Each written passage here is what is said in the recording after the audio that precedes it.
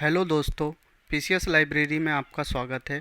आज से हम एक नई लेक्चर सीरीज शुरू करने जा रहे हैं जिसमें हम हिस्ट्री के important MCQs section wise discuss करेंगे, जिसमें हम शुरुआत मिडवेल इंडिया से करते हुए मॉडर्न इंडिया और उसके बाद में फिर एंशिएंट इंडिया के सभी इम्पोर्टेंट एमसीक्यूज़ को डिस्कस करेंगे। और आज का टॉपिक ये है कि मुस्लिम आक्रमण से लेके जो भारत पर मुस्लिम आक्रमण हुए थे वहाँ से लेके स्लेव डायनेस्टी तक के इम्पोर्टेंट एमसीक्यूज़ डिस्कस करेंगे। तो सबसे पहला क्वेश्चन ये है कि भारत की जनता के संदर्भ में हिंदू शब्द का प्रयोग प्रथम बार किसने किया था?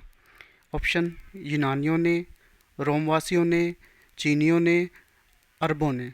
तो इसका आंसर ये है अरब के लोगों ने किया था। और यूनान के लोगों ने इंडिया शब्द प्रयोग किया था भारत के संदर्भ में, और ईरान के लोगों ने हिंदुस्तान शब्द प्रयोग किया था।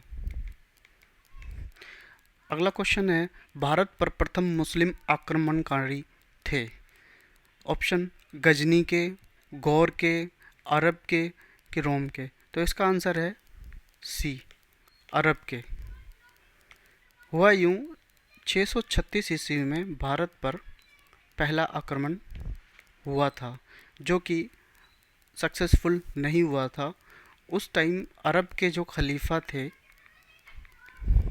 उमर, उनके समय में भारत पर मुंबई के निकट थाने पर आक्रमण हुआ था जो कि सफल नहीं हुआ था। उसके बाद मोहम्मद बिन कासिम 1711-1712 ईस्वी में आया था और उसने भारत के सिंध प्रांत पर आक्रमण किया था जो कि सक्सेसफुल हुआ था। अगला क्वेश्चन है, गजनी वंश का संस्थापक कौन था? Option Alptigin, option B Mahmud, option C Saibuddin, option D Ismail. कहने को ये क्वेश्चन थोड़ा सा आसान है देखने को, लेकिन जैसे ही गजनी नाम आता है हमारे सामने तो हमें एक ही नाम याद आता है, महमूद गजनी। लेकिन इसका आंसर है ए, अल्पतगीन गजनी वंश का संस्थापक था। और गजनी वंश को यामिनी वंश भी कहते हैं। अगले क्वेश्चन की तरफ हम बढ़ते हैं। कौन से चंदेल शासक महमूद गजनी से पराजित नहीं हुआ था? Option A Dhang, option B Vidyadhar, option C Jayashakti, option D Dhang. तो इसका आंसर है बी, विद्याधर। महमूद गजनी और विद्याधर के बीच में एक नदी के किनारे बहुत ही भीषण युद्ध हुआ। उसमें क्या हुआ, विद्याधर ने अपनी राजनीतिक सूझबूझ दिखाई और उसे युद्ध की जगह सही नहीं लगी, तो वो अपनी सेना को रात को वापस ले गया, जिसकी वजह से ये युद्ध पूरा नहीं हुआ। और फिर गजनी भी अपनी सेना को वापस ले गया, जिसकी वजह से गजनी चंदेल के शासक विद्याधर को हरा नहीं पाया। अगला क्वेश्चन है, महमूद गजनी का दरबारी इतिहासकार कौन था? तो ये भी एक क्वेश्चन थोड़ा सा ट्रिकी है कि यहाँ पूछा गया है इतिहासकार। अगला क्वेश्चन है, महमूद गजनी के दरबारी इतिहासकार कौन था? यहाँ पर पूछा गया है इतिहासकार। ऑप्शन है हसन निजामी, उतबी, फिरदौसी और डी चंद बरदई। तो यहाँ इतिहासकार पूछा गया है, तो इसका आंसर है उतबी। फिरदौसी भी महमूद गजनी के दरबार का था, लेकिन वो एक कवि था, इतिहासकार नहीं था। और हसन निजामी कुतुबुद्दीन ऐबक के दरबार में था, और चंद बरदई ने पृथ्वीराज रासो की संरचना करी थी, और वो पृथ्वीराज चौहान के दरबार में थे। अगला क्वेश्चन की तरफ हम बढ़ते हैं। अगला क्वेश्चन है, सैनामा का लेखक कौन था? Option A Utbi, option B Firdausi, option C Alberuni, option D Barani. तो इसका आंसर है फिरदौसी। फिरदौसी ने शाहनामा को लिखा था, और उतबी और फिरदौसी और अल-बुरनी ये तीनों ही गजनी के दरबार के लेखक थे। लेकिन बरनी बरनी मोहम्मद बिन तुगलक और फिरोज शाह तुगलक के दरबार में, दोनों के दरबार में रह चुके हैं। अगले क्वेश्चन की तरफ हम बढ़ते हैं। पुराणों का अध्ययन करने वाला प्रथम मुस्लिम कौन था? यहाँ थोड़ी टाइपिंग मिस्टेक है।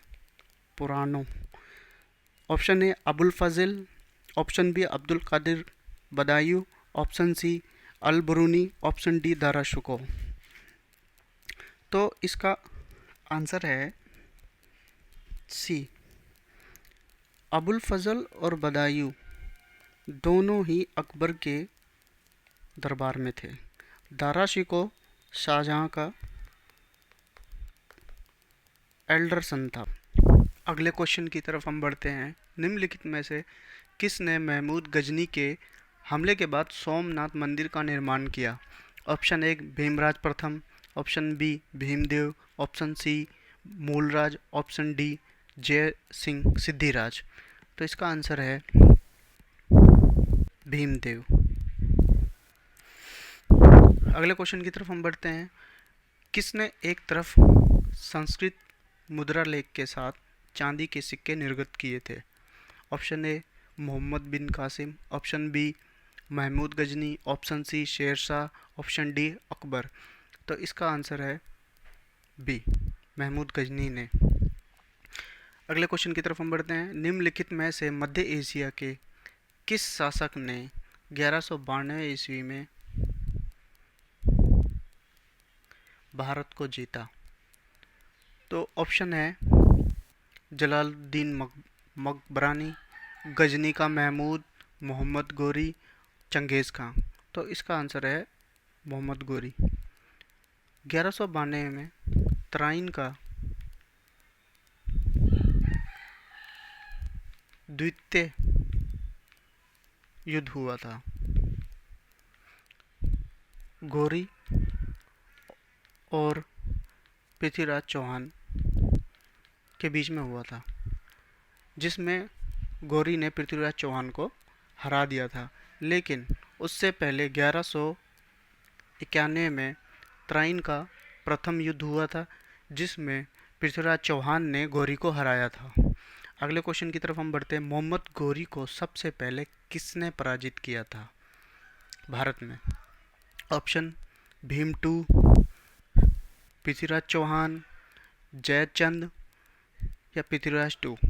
तो इसका आंसर है भीम टू। भीम टू ने 1178 में जब गोरी ने हमला किया था गुजरात पर, तब भीम टू ने मोहम्मद गोरी को पहली बार हराया था, और ये मोहम्मद गोरी की पहली पराजय थी भारत में। अगले क्वेश्चन की तरफ हम बढ़ते हैं। मोहम्मद गोरी ने जयचंद को किस युद्ध में पराजित किया था? तराइन का युद्ध, तराइन का युद्ध 1992, तराइन का युद्ध 1991, यह प्रथम युद्ध था, ये द्वितीय था, चंदावर का युद्ध, और डी कन्नौज का युद्ध। तो तराइन युद्ध का जिसे हम अभी पढ़ा है कि ये दोनों युद्ध पृथ्वीराज चौहान के बीच में हुए थे, पृथ्वीराज चौहान और गोरी के बीच में हुए थे। तो इसका आंसर है चंदावर। अगले क्वेश्चन की तरफ हम बढ़ते हैं। युद्ध जिसमें भारत में मुस्लिम शक्ति की स्थापना हुई। ऑप्शन ए तराइन का प्रथम युद्ध, ऑप्शन बी तराइन का द्वितीय युद्ध, ऑप्शन सी पानीपत का प्रथम युद्ध, और डी पानीपत का द्वितीय युद्ध। तो इसका आंसर है तराइन का द्वितीय युद्ध। तराइन का प्रथम युद्ध 1191 में हुआ था, जिसमें गोरी पृथ्वीराज चौहान से हारा था।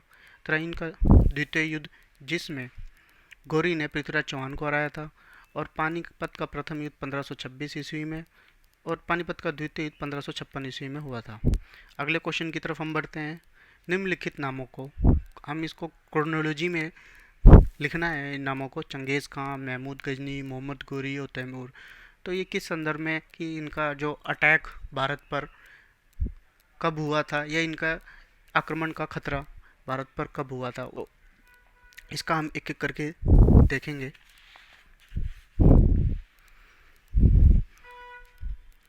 चंगेज़ खान 1221 में, इसका सिर्फ आक्रमण का डर हुआ था कि शायद ये आक्रमण कर दे भारत पर।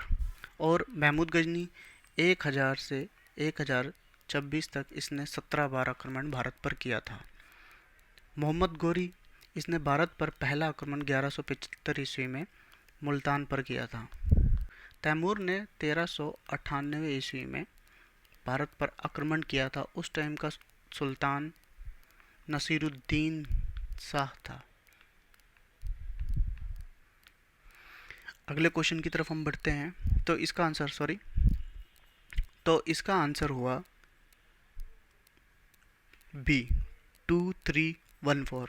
2 महमूद गजनवी 1000 से लेके 1025-26 के बीच में इसने 17 बार आक्रमण किया था। तीसरा मोहम्मद गोरी, और फिर उसके बाद चंगेज़ खां और तैमूर। ये इनकी क्रोनोलॉजी रहेगी, तो इसका आंसर बी है।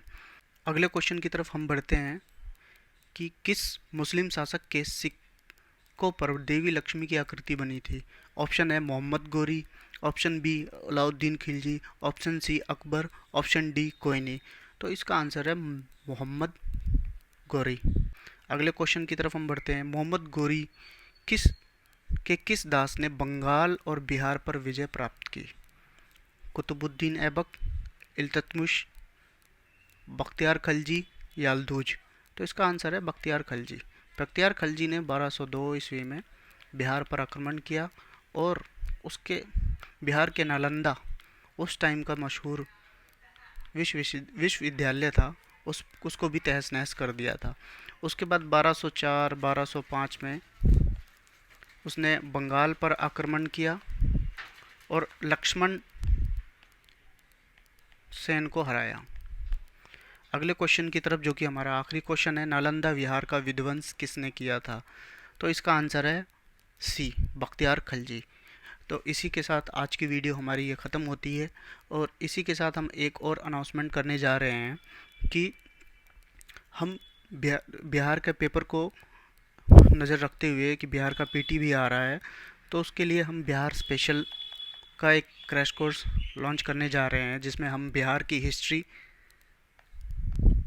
बिहार की हिस्ट्री, ज्योग्राफी, बिहार जीएस हम एक ऑथेंटिक मैनर में पढ़ाएंगे।